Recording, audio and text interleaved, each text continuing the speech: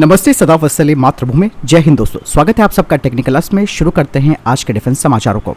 दोस्तों पहले खबर की बात करते हैं तो वो LAC से आ रही है। दरअसल आपको बता दें कि भारत ने पिछले 5 सालों में चीन के साथ लगती सीमा में करीबन 2088 किलोमीटर सड़कों का निर्माण किया है, जिसके लिए भारत सरकार ने 15,477 करोड़ रुपए खर्च किए हैं।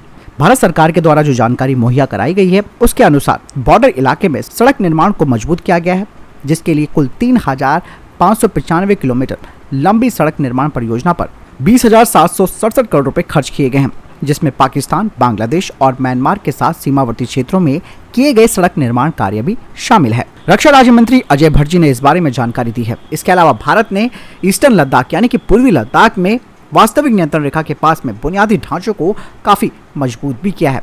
यही नहीं, इसके अलावा भारत सरकार ने कहा कि भारत ने पश्चिम में लद्दाख से लेकर पूर्व में अरुणाचल प्रदेश तक LAC के साथ हवाई क्षेत्र और हेलीपैड के निर्माण की गति को भी तेज कर दिया है।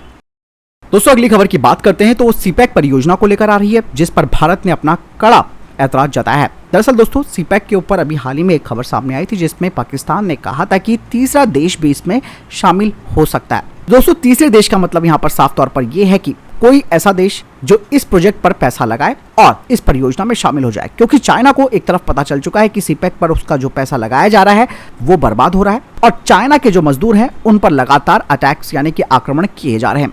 ऐसे में चाइना भी मोल नहीं लेना चाहता है किसी भी तरीके की सरदर्दी, इसीलिए पाकिस्तान की तरफ से बयान आया था कि भैया यहाँ पर तीसरे देश को भी हम शामिल कर सकते हैं। लेकिन इस बारे में भारत ने कड़ा ऐतराज भी जताया है। भारत के विदेश मंत्रालय के प्रवक्ता अरिंदम बगाची ने कहा कि चीन पाकिस्तान आर्थिक गलियारे के तहत इस प्रकार की गतिविधियां स्वाभाविक रूप से अवैध हैं, अनुचित हैं और अस्वीकार्य हैं।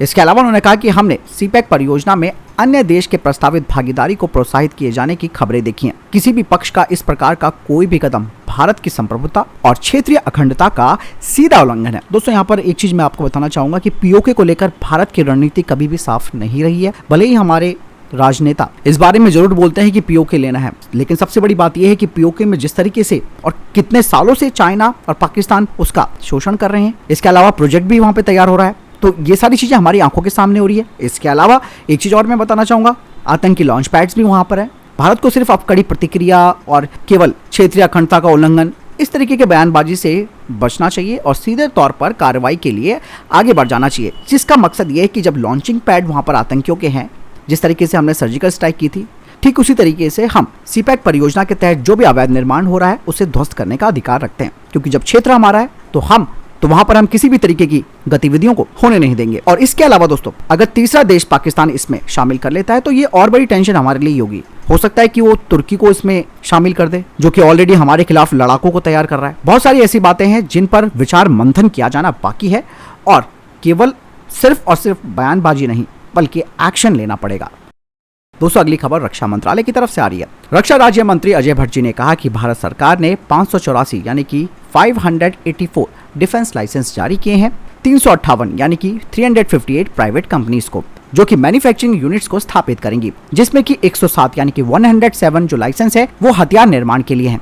रक्षा राज्य मंत्री अजय भट्ट ने कहा कि भारत को विदेशों से करीबन 494 यानी कि 494 करोड़ रुपए का विदेशी निवेश भी प्राप्त हुआ है, जो कि डिफेंस सेक्टर के लिए है, जिसमें कि जो फॉरेन डायरेक्ट इन्वेस्टमेंट है उसकी लिमिट को 2021 में 39 यानी कि 49% से 74% तक कर दिया गया था। बढ़ते अगली खबर की तरफ, जो कि रक्षा मंत्रालय से ही आ रही है। दोस्तों रक्षा मंत्रालय अब फास्ट ट्रैक के माध्यम से सॉफ्टवेयर डिफाइंड रेडियो का स्वदेशीकरण करना चाहती है, जिसे कि DRDO और इंडियन इंस्टीट्यूट ऑफ टेक्नोलॉजी यानी कि IIT कानपुर मिलकर तैयार करेंगे। कहा यह जा रहा है कि इसका स्वदेशी सेल्फ सस्टेनेबल डिजाइन, इसका विकास और मैन्युफैक्चरिंग, टेस्टिंग, सर्टिफिकेशन और इकोसिस्टम का मेंटेनेंस भी शामिल है। दोस्तों अगली खबर भारतीय वायुसेना से आ रही है। बता दें कि इंडियन एयरफोर्स यानी कि भारतीय वायुसेना ने मधानी ग्रुप के साथ एक मेमोरेंडम ऑफ अंडरस्टैंडिंग पर हस्ताक्षर किए हैं, ताकि स्वदेशी रूप से अलग अलग तरीके के मेटल पाउडर्स को बनाया जा सके, जैसे कि टाइटेनियम एलॉयज, एल्यूमिनियम एलॉयज और स्पेशल स्टील का निर्माण किया जा सके। बता दें कि इसका इस्तेमाल एविएशन आइटम्स के उत्पादन में किया जाएगा, खासकर कि एरोस्पेस इंडस्ट्री के मैन्युफैक्चरिंग में, जो कि इनका इस्तेमाल अलग अलग एप्लीकेशंस में करेगी, जैसे कि एयरक्राफ्ट, हेलीकॉप्टर पार्ट्स, इंजन और टरबाइंस में।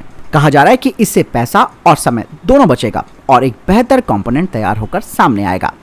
दोस्तों अगली खबर की बात करते हैं तो भारतीय नौसेना से आ रही है। दोस्तों आपको मैं बताना चाहूंगा कि भारत ने इस साल अप्रैल में अपनी आखिरी स्कॉर्पियन क्लास की पनडुब्बी को भारतीय नौसेना में शामिल किया था। दोस्तों अब ये कहा जा रहा है कि मझगांव शिप बिल्डर अब अपना अध्ययन शुरू करेगा उस तकनीक पर जो कि फ्रांस ने तकनीकी हस्तांतरण से भारत को तकनीक दी थी, ताकि इस टेक्नोलॉजी को यानी कि तकनीक को आधुनिक बनाया जा सके और स्थानीय स्तर पर भविष्य में जो भारत की ये जो 6 स्कॉर्पियन क्लास की पनडुब्बियां हैं उनका अपग्रेडेशन किया जा सके। इसके अलावा इस तकनीक का इस्तेमाल भारत अपने नेक्स्ट जनरेशन कन्वेंशनल पनडुब्बियों में भी करेगा, जिसके लिए भारतीय नौसेना और मझगांव शिप बिल्डर्स साथ में मिलकर काम कर रहे हैं। इसके अलावा मझगांव शिप बिल्डर्स स्वदेशी सॉफ्टवेयर प्रोग्राम पर काम कर रहा है, जिनका इस्तेमाल हथियार सिस्टम और दूसरे जो संचार सिस्टम होते हैं यानी कि संचार उपकरण होते हैं उनमें किया जाएगा, ताकि वर्तमान और भविष्य की जो पनडुब्बी हमारी प्रोग्राम है उनमें इसका इस्तेमाल किया जा सके, ताकि हमारी दूसरे देशों पर निर्भरता कम हो सके और भारत इसमें अपने लोकल हथियारों को लगा भी सकेगा और खुद से इन्हें अपग्रेड भी कर सकेगा। दोस्तों अगली खबर मलेशिया से आ रही है। दरअसल अभी हाल ही में आपने डिफेंस अपडेट में जाना होगा कि royal Malaysian air force 18 light combat aircraft की डील को फाइनल कर रही है, जिसमें कि ये कहा गया था कि तेजस फाइटर जेट को बाहर कर दिया गया और बाद में इस बात की पुष्टि की गई कि जो वहाँ की स्थानीय पार्टी है और जो लॉबी है वो केवल अपना पक्ष यहाँ पर रख रहे हैं। लेकिन मैं आपको बताना चाहूँगा कि ये जो फाइटर जेट की डील है उसमें कई कंटेंडर ऐसे हैं जो रॉयल मलेशियन एयरफोर्स के टेंडर की जरूरतों को पूरा नहीं करते। दोस्तों भारत का जो तेजस फाइटर जेट है वो मलेशियन एयरफोर्स की सभी जरूरतों को पूरा करता है, खास करके air to air refuelling, beyond visual range missile और 30% लोकल कंटेंट और इस फाइटर जेट की सुपरसोनिक क्षमता। बता दें कि इस टेंडर में जो भी फ्रंट रनर कंटेंडर है जिससे कि वहां की लॉबी ने बड़ा चढ़ाकर आगे बढ़ाया है, उनमें से कुछ कंटेंडर के एयरक्राफ्ट्स में एरियर रिफ्यूलिंग की क्षमता नहीं है, तो किसी के पास सिक्योर्ड कम्युनिकेशन क्षमता नहीं है। तो ऐसे में अभी कुछ कहा नहीं जा सकता। अंततः मलेशिया किसको चुनता है ये तो समय बताएगा, लेकिन तेजस का दावा अभी भी यहाँ पर पक्का है। दोस्तों अगली खबर एलएसी से आ रही है। दोस्तों कहा जा रहा है कि भारतीय वायुसेना चीन के खिलाफ जवाबी कार्रवाई अब शुरू करेगी। 1 से 2 महीने के अंदर S-400 जैसे कि मैंने आपको बताया कि उसकी दूसरी बैटरी तैनात कर दी जाएगी। दरअसल भारतीय वायुसेना पूर्वी लद्दाख में एलएसी के साथ चीनी सेना के 10 किलोमीटर के नो फ्लाई जोन के उल्लंघन के खिलाफ जवाबी कार्रवाई करने का फैसला ले चुकी है। इसके अलावा भारतीय वायुसेना अपने फाइटर जेट्स की हवाई गश्ती भी बढ़ाएगी। भारतीय वायुसेना ने कहा कि चीन पिछले 1 महीने से अपने विमानों को एलएसी के बहुत करीब उड़ाकर नो फ्लाई जोन में घुसपैठ करके भारत को भड़का रहा है। दोस्तों बता दें कि नो फ्लाई जोन एक कॉन्फिडेंस बिल्डिंग मेजर्स होते हैं, यानी कि एक विश्वास निर्माण उपाय होता है, जिसे 2020 में गलवान घाटी हिंसा के बाद भारत और चीन में इस बात को लेकर सहमति भी व्यक्त की गई थी। अब ये कहा जा रहा है कि चीनी आक्रमण के खिलाफ भारत अपने उपायों के तहत यहाँ पर बोइंग का P-8I राफेल लड़ाकू विमान, इसके अलावा भी खबर ये भी आ रही थी कि तेजस फाइटर जेट को भी यहाँ पर तैनात करेगा। P-8I जो कि भारतीय नौसेना में है, यह एलएसी के साथ टोही और निगरानी के लिए सैन्य सैटेलाइट रुक्मणी के माध्यम से सेना को वास्तविक समय की तस्वीरें और जानकारी प्रदान करता है। इसके अलावा भारतीय वायुसेना ने लेह एयरबेस पर राफेल लड़ाकू विमानों को अपने पूर्ण हथियार पैकेज यानी कि कंप्लीट वेपन पैकेज के साथ तैनात किया है, जिसमें कि बियॉन्ड विजुअल रेंज मिसाइलें भी जोड़ दी गई हैं। दोस्तों अगली खबर रक्षा मंत्रालय से आ रही है। बता दें कि रक्षा मंत्री राजनाथ सिंह की अध्यक्षता में डीएसी की बैठक हुई और इस बैठक में सशस्त्र बलों के लिए पूंजी अधिग्रहण प्रस्तावों के लिए 28,732 करोड़ रुपए की स्वीकृति दी गई है। कहा जा रहा है कि नियंत्रण रेखा पर तैनात सैनिकों के लिए दुश्मन के स्नाइपर्स के खतरे के खिलाफ बढ़ती हुई सुरक्षा की मांग को ध्यान में रखते हुए और आतंकवाद विरोधी परिदृश्य में निकट युद्ध अभियानों में डीएसी ने भारतीय मानक VI-6 स्तर की सुरक्षा के साथ बुलेट प्रूफ जैकेट के लिए AON प्रदान किया है। इसके अलावा ये कहा जा रहा है कि 4 lakh close quarter battle carbine भी डीएसी के द्वारा इनके लिए अनुमति दे दी गई है। ये भारत में छोटे हथियारों के निर्माण उद्योग को एक बड़ा प्रोत्साहन प्रदान करेगा और छोटे हथियारों में भारत की आत्मनिर्भरता को बढ़ाएगा। इसके अलावा ड्रोन तकनीक और सैन्य अभियानों में एक फोर्स मल्टीप्लायर के तौर पर भी ड्रोन्स को देखा जा रहा है और आधुनिक युद्ध में भारतीय सेना की क्षमता को बढ़ाने के लिए डीएसी ने इंडियन IDDM श्रेणी के तहत ऑटोनॉमस सर्विलांस और आर्म ड्रोन्स की खरीद के लिए भी मंजूरी दे दी है। इसके अलावा डीएसी ने 1250 किलोवाट समुद्री गैस टरबाइन जनरेटर की खरीद को भी मंजूरी दी है, जिसका इस्तेमाल भारतीय नौसेना करेगी और गैस टरबाइन जनरेटर के स्वदेशी निर्माण को एक बड़ा बढ़ावा मिलेगा। इसके अलावा भारतीय तटरक्षक बल के लिए 14 फास्ट पेट्रोल वेसल की खरीद को भी मंजूरी दे दी गई है। दोस्तों अगली खबर गगनयान क्रू मॉडल को लेकर आ रही है।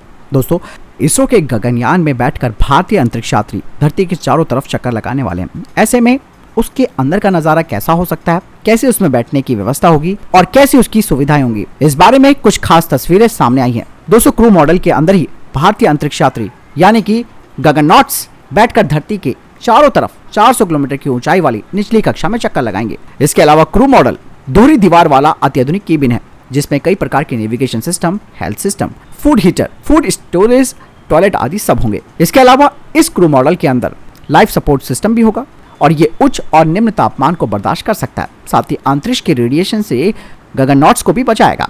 वायुमंडल से बाहर जाते समय और आते समय इसके अंदर बैठे हुए अंतरिक्ष यात्रियों को किसी भी प्रकार की कोई दिक्कत नहीं होगी। वायुमंडल में प्रवेश करने से पहले मॉड्यूल अपनी धुरी पर खुद ही घूम जाएगा, ताकि हीट शील्ड वाला हिस्सा वायुमंडल के घर्षण से यान को बचा सके। हीट शील्ड जहां वायुमंडल के घर्षण से पैदा गर्मी से बचाएगी, तो वहीं समुद्र में लैंडिंग के समय पानी की टकराहट से होने वाली चोटों को भी बचाएगी। हालांकि क्रू मॉडल को समुद्र में स्प्लैश डाउन करते समय उसके पैराशूट खुल जाएंगे, ताकि इसकी लैंडिंग सुरक्षित हो सके। इसके उतरते ही भारतीय तटरक्षक बल या फिर भारतीय नौसेना के पोत इन अंतरिक्ष यात्रियों को संभाल लेंगे। इसके अलावा इसमें 2 तरीके के मॉनिटर लगाए गए हैं, जो इसके navigation, avionics, propulsion, landing, parachute खुलने आदि के निर्देशों को देने में मदद करेंगे। साथ ही धरती के साथ संपर्क साधने में ये कंप्यूटर कंसोल्स अंतरिक्ष यात्रियों की मदद करेंगे। गगनयान के क्रू मॉडल का व्यास 11 फीट, ऊंचाई 11.7 फीट और वजन 3735 किलोग्राम है। तो दोस्तों, ये थे अभी तक के टॉप डिफेंस और स्पेस अपडेट। वीडियो के सामने कोई प्रश्न, जवाब, आपको कोई सवाल है, कमेंट सेक्शन में लिखकर जरूर पूछ सकते हैं। मिलता हूं नई जानकारी के साथ। चैनल जरूर सब्सक्राइब कीजिएगा। जय हिंद, वंदे मातरम।